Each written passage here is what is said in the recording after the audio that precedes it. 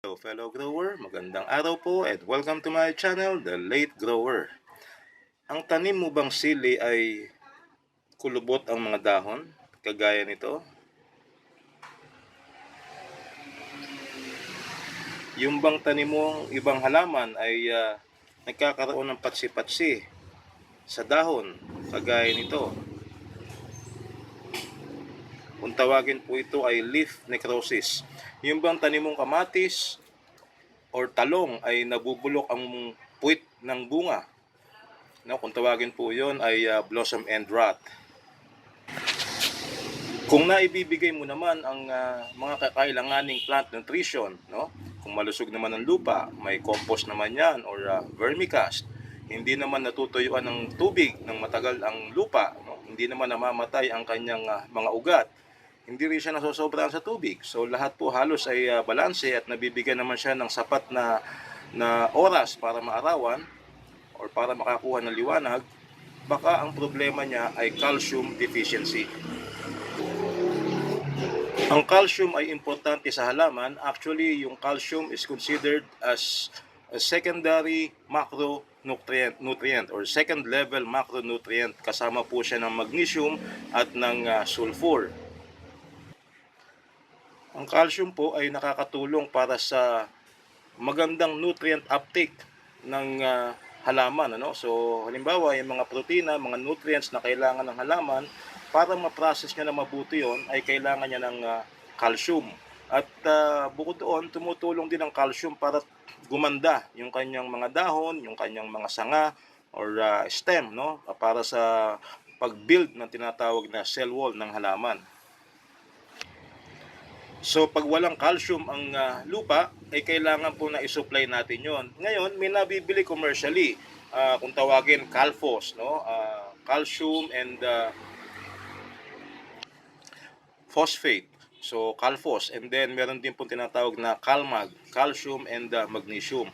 Now Calphos in particular at saka Calmag, wala po akong mabibili dito sa aming lugar.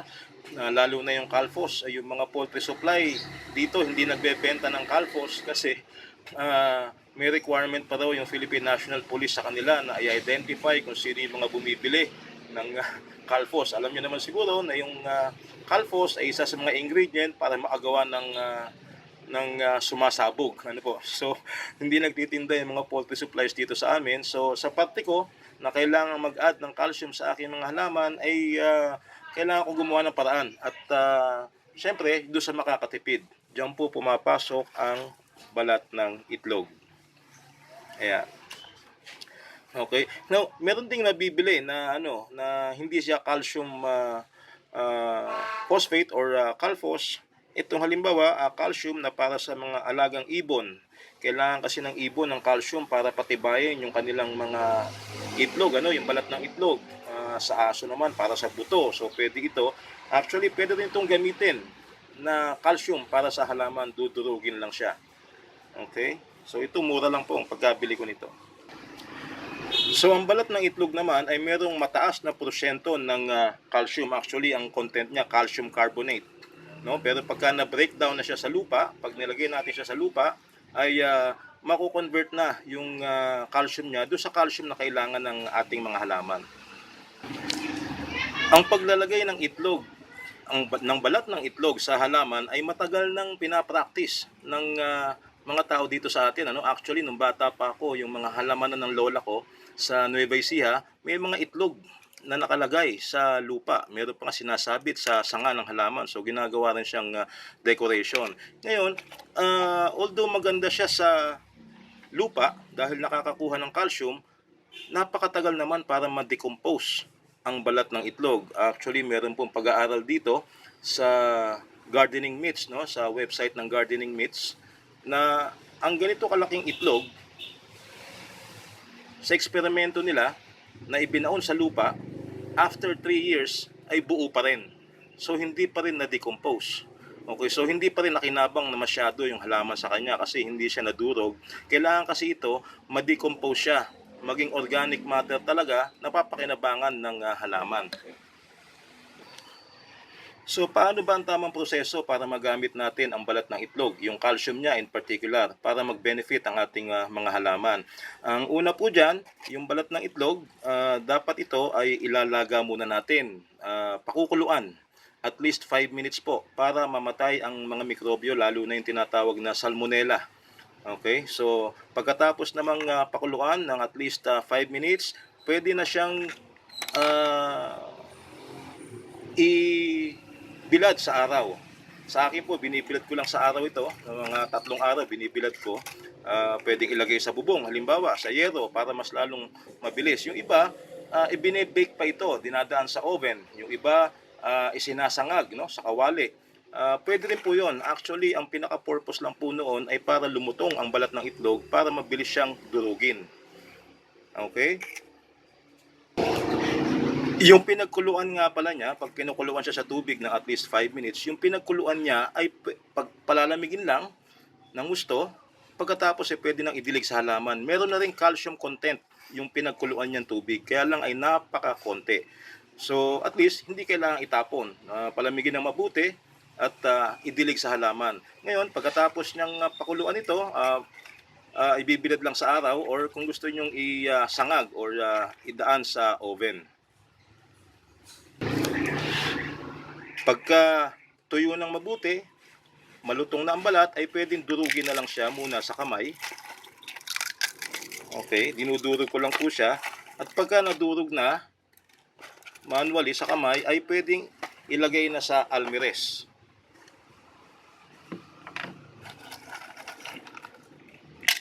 Ganyan po. At pagkatapos ay pipinuhin dito sa almirez. So, didikdikin lang siya na mabuti. Yung iba, ang ginagawa, para mas mabilis nga naman, ay nilalagay siya sa blender. So, maganda rin po yun. Actually, napupulverize ang itlog. So, sabi ko nga kanina, merong experiment na ginawa sa loob ng 3 taon na hindi pa natunaw ang itlog. Ngayon, pag dinurog natin siya ng pinong-pino, kagaya nito, ay mas mabilis na siyang mako-compost. Mas mabilis na siyang papakinabangan ng halaman. So, kung halimbawa ganito ay aabutin ng 3 taon, baka dito po in about 1 or 2 months composted na siya. Papakinabangan na siya ng halaman. So, itong ganitong durog na shell ng itlog, pwede nating ihalo sa inihahanda nating lupa, no? Pwede rin actually at any time. Pero ito po, hindi pa siya readily available yung calcium niya. Kasi kailangan pa siyang ma-decompose. So sa paglagay naman, ikalat lang natin sa ibabaw ng lupa.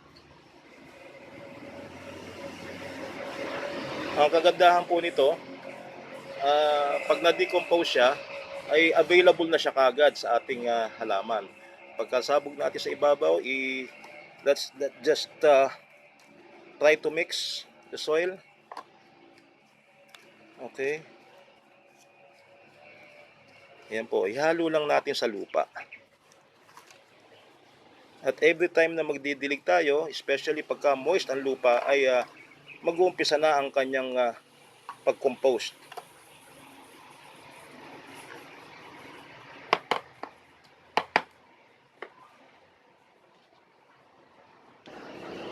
Mas maganda na ihalo siya sa lupa na inyong inihahanda. Halimbawa, magtatanim kayo sa susunod na linggo or anumang araw, ihalo lang siya sa lupa. And then, haluin siya. Para pag nag-umpisa nyo gamitin ang lupa, kahit seedling man yan, at least siguro a good portion of this would be composted already.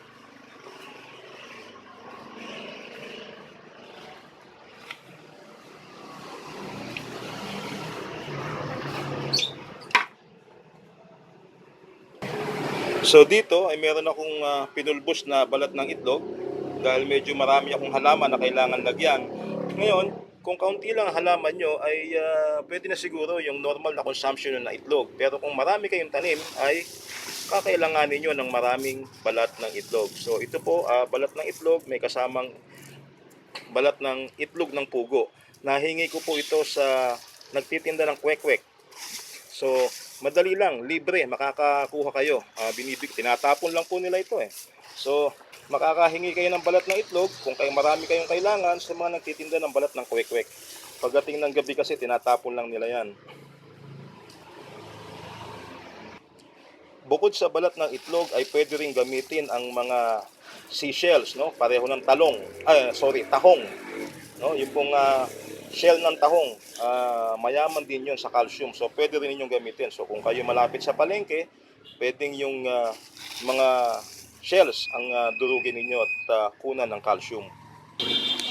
Paano naman kung kailangan mo na talaga na mabigyan ng calcium ang iyong halaman? So sabi ko nga, kung gusto nyong readily available, pwedeng pakuluan yung balat ng itlog, siguro mga 20 itlog, 20 balat ng itlog, no, sa mga 2 o 3 litrong tubig, pakukuluan yung mabuti, minimum 5 minutes, at yung pinagkuluan ang ididilig sa halaman pag napalamig na ng gusto. So mas maganda overnight, para totally malamig na talaga siya.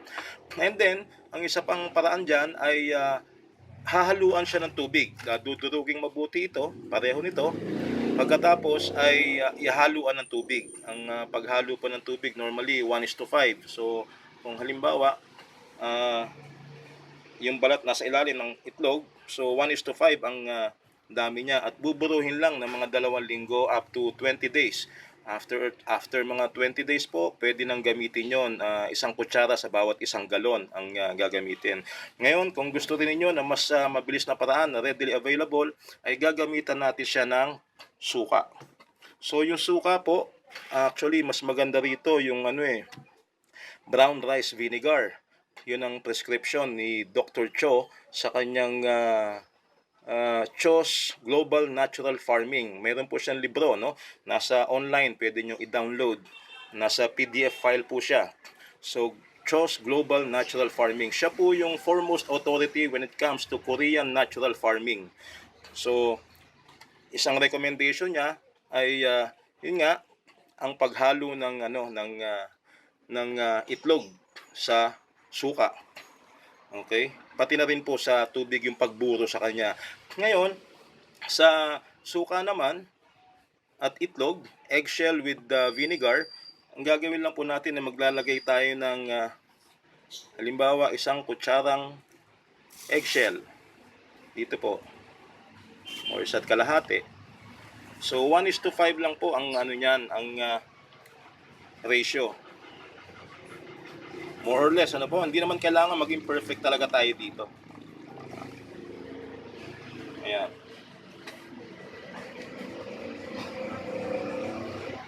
Pag nahalo ay makikita natin na bumubula na siya sa ibabaw. Ayan. Mag-uumpisa siyang bumula.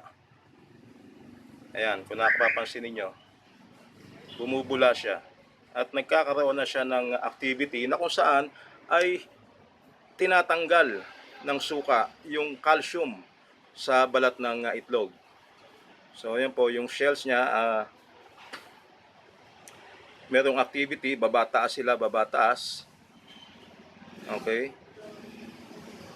Hihintayin lang matapos yung activity na ito, yung kanyang pagbula, at hihintayin natin yung shell ay dapat bumaba na sa ilalim para masabi natin tapos na yung kanyang process ng pagtanggal ng calcium sa balat ng itlog, at hahalo na siya sa suka. So yan po ang activity na nangyayari ngayon.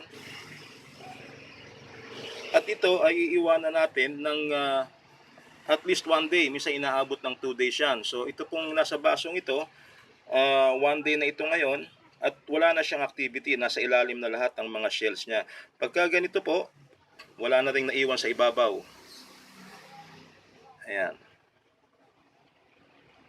So nagsettle na lahat sa ilalim. So na-detach na ng suka yung calcium. Nasa calcium na ngayon. Nasa suka na ngayon, nakahalo na ang calcium. At ito ay pwede na nating idilig sa halaman or i-spray. Ang ratio po nito ay mga 1/2 kutsara lang sa 1 galong tubig. Okay? Pwede itong idilig at pwede ring i-spray sa mga dahon, lalo sa ilalim ng dahon ng halaman. So ito po ay calcium na readily available. Mas maganda na kung first time kayong gagamit nito ay eksperimentuhin muna sa isang halaman ninyo dyan na tingin nyo ay kailangan ng calcium. Bantayan kung ano yung magiging reaksyon ng halaman bago i-spray sa lahat. Ngayon, gaano kadalas ba dapat mag-apply ng calcium sa halaman? Well, napakadalang lang po, ano? Kasi small quantities lang ang kailangan ng ating halaman pagdating sa calcium. Tapos, ang masama, pag walang calcium, ayun, apektado ang kanyang paglaki. So, sa pag-apply ng calcium, mas maganda po na sa bed preparation pa lang o sa paghanda ng lupa ay nandoon na siya. Ngayon, ang susunod na paglalagay ay bago mamulaklak ang halaman. Okay, so ang susunod naman, after that, pwede mag-spray pag namumunga na, pag may bunga na ang halaman. So yun po ay tumutulong para mapatamis ang bunga at para mapatigas yung mismong bunga. So, meron kasing bunga, pag napansin nyo na bakit malambot ang bunga, maaaring kulang siya sa calcium. Pag magdidilig kayo ng calcium sa halaman, mas maganda na samahan na natin ng Epsom salt. Oops, tumalsik. Samahan na natin ng Epsom salt, no? So, ang Epsom salt po kasi ay magnesium sulfate. Ang magnesium po ay kasama sa second level macronutrient. So, nabanggit ko nga sa umpisa, tatlo sila: calcium, magnesium, and sulfur. So, sa pagdilig naman ito, once a month, pwede pong idilig ang Epsom salt. Sa pagdilig naman, mga isang kutsarita lang po, isang kutsaritang ganito, no? Para sa isang galong tubig. So once a month po, pwedeng magbigay nito. Ang Epsom salt na ito ay baka may magtatanong saan ko nabili. Ito po ay nabibili ko sa Healthy Options. So sa mga mall, merong outlet, karamihan ang Healthy Options. So doon ko lang binibili. Okay, meron ding nabibili sa online. Pero ako po ay sa mall ako bumibili. So ito, ang unang bili ko dati dito ay 99 pesos lang. So ngayon yata parang 110. Pero ito po kasi mga 3 buwan na sa akin eh. So hindi ko alam kung nagbago na uli ang presyo. Ngayon, baka po may magtatanong, hindi kaya sa paggamit ng eggshell with vinegar ay maging acidic ang lupa? Well, hindi po, ano? So ipapakita ko sa inyo. Halimbawa, itong suka, i-measure natin yung kanyang acidity gamit itong pH tester, ano? So buksan lang natin siya. Pasok natin. So ngayon nakalagay siya sa pH. Ayan po, ang kanyang acidity ay around 4.5. Nakikita ba ng malinaw? Ayan, dito tayo po na yan. 4.5 dito po sa reading ko, or 4. Okay? Yan po ang acidity niya, itong suka. So acidic talaga siya. Ngayon, tingnan naman natin itong sa pupunasan ko lang itong tester. Ngayon, ito na bang eggshell with vinegar na nababad na ng isang araw pa lang po ito actually. Ito po 24 to 48 hours dapat. Pero after one day, i-measure natin yung kanyang acidity. Ayan po, ano? Nakababad na siya. Ang acidity niya ay 7. So neutral po. Neutral. Actually, going to on the side of alkalinity na nga siya eh. Nasa 7.5 or almost 8. So, totally nawala yung acidity nung suka sa pag-absorb ng calcium. Okay, so kung tanong ay magiging acidic ba ang lupa, pag ginamitan natin ng eggshell with vinegar, ay hindi po. Okay, so medyo mahaba na po ito. Yan po ang paggamit ng calcium para sa ating halaman. Kung mayroong problema sa halimbawa silian, nangungulubot na ganyan, kung lahat nagawa na natin pero nangungulubot pa rin siya, malamang calcium yan. So yan lamang po. Huwag kalimutan mag-subscribe at mag-like kung nagustuhan nyo ang video. Maraming salamat sa panonood and hope to see you in my next videos. Bye-bye!